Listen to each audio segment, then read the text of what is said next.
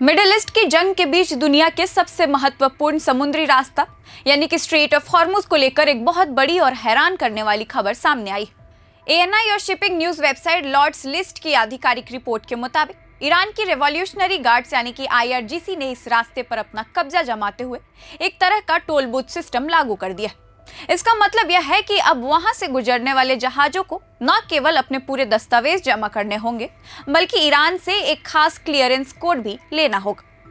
Lord's list intelligence के आंकड़ों के अनुसार 13 मार्च से अब तक कुल 26 जहाजों ने इस टोल बूथ सिस्टम के तहत ईरान द्वारा तय किए गए एक खास गलियारे यानी कि कॉरिडोर से सफर किया है।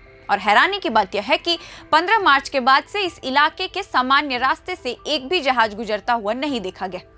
अब जहाजों को ईरान के बताए रास्ते पर चलना पड़ रहा है और वे ईरानी सेना की निगरानी में ही आगे बढ़ रहे हैं। लेकिन इस खबर पर भारत सरकार का रुख बिल्कुल अलग है। भारत के जहाजरानी मंत्रालय यानी कि शिपिंग मिनिस्ट्री के विशेष सचिव राजेश सिन्हा ने आधिकारिक तौर पर इन दावों को बेबुनियादी बताया। उन्होंने साफ कहा है कि स्ट्रेट ऑफ हॉर्मुज एक अंतर्राष्ट्रीय जलमार्ग है और अंतर्राष्ट्रीय नियमों के मुताबिक यहां से गुजरने वाले जहाजों पर कोई भी देश टैक्स या टोल नहीं लगा सकता।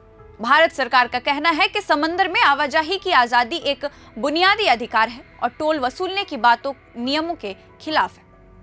इसी बीच कूटनीतिक मोर्चे पर ईरान ने भारत को लेकर नरमी दिखाई है।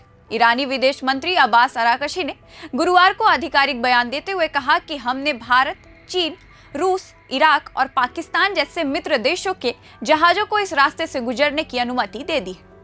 मुंबई में स्थित ईरानी दूतावास ने भी इस बात की पुष्टि की है कि भारत जाने वाले कम से कम 5 जहाज इस रास्ते से सुरक्षित पार कर चुके हैं। इनमें जंग वसंत और पाइन गैस जैसे जहाज शामिल हैं, जो इस हफ्ते के अंत तक भारत पहुंच सकते हैं। ईरान ने अपनी नीति को और स्पष्ट करते हुए न्यूयॉर्क में मौजूद अपने मिशन के जरिए सोशल मीडिया पर बताया कि वे उन सभी जहाजों को रास्ता देंगे जो गैर विरोधी है। शर्त सिर्फ इतना है कि ये जहाज ईरान के खिलाफ किसी सैन्य कार्रवाई में शामिल न हो और ईरान के सुरक्षा नियमों का पूरी तरह पालन करें। ईरान की डिफेंस काउंसिल ने भी अब यह अनिवार्य कर दिया है कि इस रास्ते से गुजरने से पहले ईरानी अधिकारियों के साथ तालमेल करना ही होगा। इस पूरे संकट पर संयुक्त राष्ट्र यानी कि यूएन ने भी बेहद चिंतित है। यूएन महासचिव एंटोनियो गुटेरेस ने सोशल मीडिया पर आधिकारिक अपील करते हुए कहा कि स्ट्रेट ऑफ हॉर्मुज के लंबे समय तक बंद रहने की पूरी दुनिया में तेल, गैस और खाद की सप्लाई रुक गई है।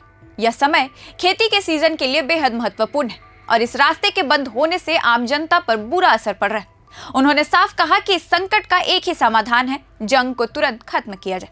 कुल मिलाकर स्थिति यह है कि कागजों पर भले ही टोल वसूलना गैर कानूनी हो, लेकिन जमीन पर ईरान ने इस रास्ते पर अपनी पकड़ मजबूत कर ली है। एएनआई की इस रिपोर्ट से यह साफ है कि भारत जैसे मित्र देशों के लिए रास्ता खुला तो है, लेकिन अब सब कुछ ईरान की शर्तों और उनकी निगरानी में हो रहा है। अगर यह तनाव जल्द खत्म नहीं हुआ तो ग्लोबल इकोनॉमी और एनर्जी सप्लाई के लिए आने वाले दिन और भी मुश्किल भरे हो सकते हैं। वैसे इस पर आपकी क्या राय है, हमें कमेंट बॉक्स में जरूर बताएं। फिलहाल इस वीडियो में इतना ही। मेरा नाम है रिया और आप देख रहे हैं प्रभात खबर।